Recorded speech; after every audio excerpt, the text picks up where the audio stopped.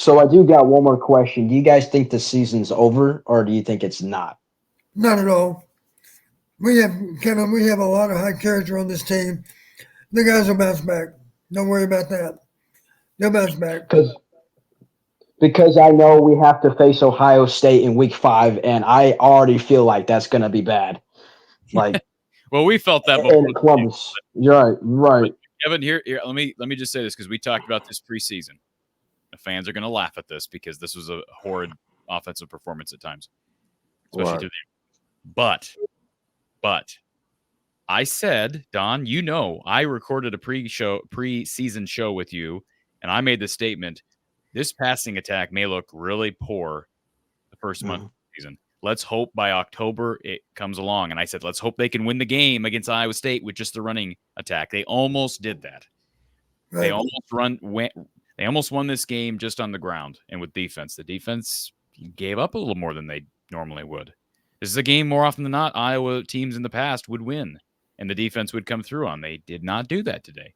However, now that we know who the loss was against, we all assume Iowa's going to lose to Ohio State. Let's just, for the sake of this discussion, play the game. What if? What if Iowa wins every game other than Ohio State and finishes 10-2? Right. At that point, you said finishes 10-2. They would be 10-2. They lose to Ohio State, finish 10-2. Oh, okay. Lost to Ohio State. Okay. At that point, this scenario that you brought to the fore when we had the preseason show, Don, would come into play. Iowa would have just one loss in the Big Ten Conference and would have an excellent shot at Indy, whether that be good or bad. And B, at 10-2, would you be in without a win in Indy? I think if you go to Indy and lose, you're probably out. If you go to Indy and win, you're definitely in.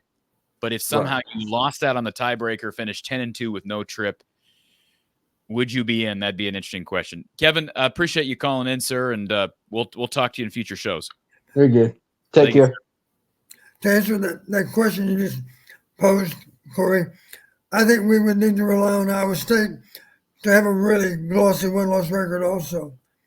However, it was a loss on a 54-yard kick at the end. I'm not saying it doesn't count. I'm just saying if the committee's looking at a bunch of 10-2 teams from the SEC and the Big Ten, hopefully this offense looks a lot better in October and November. That's what I've been preaching for the last month.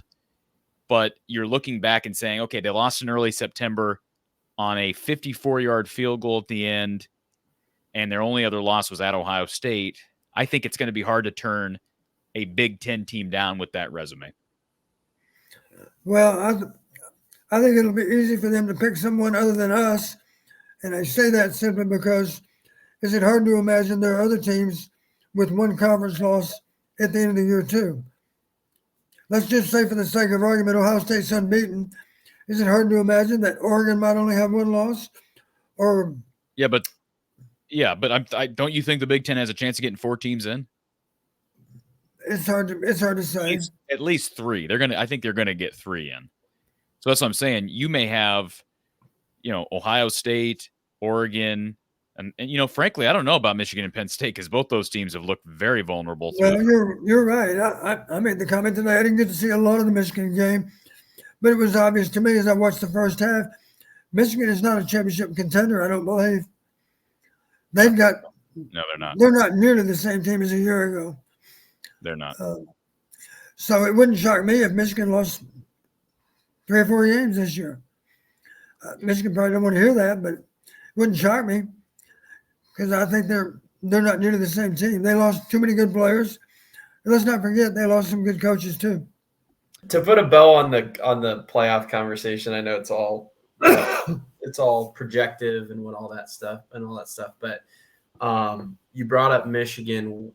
Do you think if you were the committee, and this is for both of you, would you consider a 31-12 loss at home to Texas to be worse, or a 20-19 loss to Iowa State at home to be worse, assuming the teams play out like we think they'll play out the rest of the season? Probably the loss to Texas is better. Okay. I think so. It wouldn't shock me if Texas won the national title this year. Yeah, no, me neither. Texas looked dominant. I don't know that you really take into account margin of defeat when it's maybe the best team in the country, one of the best teams in the country, and I don't think you take into account, they were at Michigan. Yeah, that is something, but Iowa fans, if you really have playoff hopes, and some people are saying you're crazy for having aspirations, the schedule is favorable, folks. Iowa's got a shot here, Don, to win the rest of their games. They do. They get a shot to win every game on the schedule, minus maybe Ohio State. I was going to say, what are the odds for Ohio State? But let's just truthfully, we have a chance at Columbus also. I'll tell you why, because of our defense and because of our kicking game. And if the offense can perform on a high level, we can beat anybody, to include Ohio State. But maybe that's a big if right now, but it's something that we might be able to achieve. Someone made the question or comment about, is Kirk really controlling this, or are these Tim's, plays, or what's the situation there? Well, I remember before the season started, we kept hearing, oh, well, Tim has the keys to the offense. He's pretty much insinuating he's going to decide everything. I don't buy that for 1 second. Kirk's paws were all over this game. I wrote on Twitter right after the game was over, the more things change, the more they stay the same. This to me was just another game like last year's as far as the offense goes. And that to me is very concerning. I don't think we are a playoff team if we keep playing this way at all, not even close. And I think it's really embarrassing. Well, they're not a playoff team if they play like they did in the second half. No. It doesn't take a whole lot to turn that first half from being good into being great. You 2 trips inside the 10. Don, they were a few yards away from being up 21-0 at halftime. But that's the difference between being a playoff team or not. Like, good teams would capitalize off that.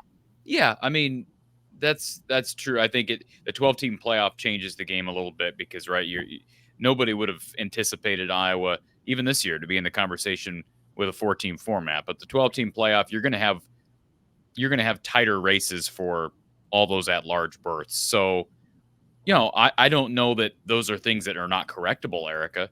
And one loss here, yeah, it would have been great to just be able to learn from this loss or learn from this win, right? Win the game and you learn from your mistakes. But unfortunately, they were not able to do that, and now they gotta correct these things. Look, they got to win 2 games before Ohio State.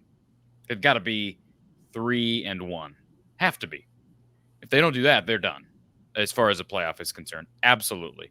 But the playoff shouldn't be. Don, should the playoff no longer be a goal at this point? It's got to still be at the top of the list. In Big Ten championships, okay, we can talk about that, but playoff is more reasonable anyways at the beginning of the season with the new 12-team format. It's going to be much harder to win the conference than it is to make a 12-team playoff.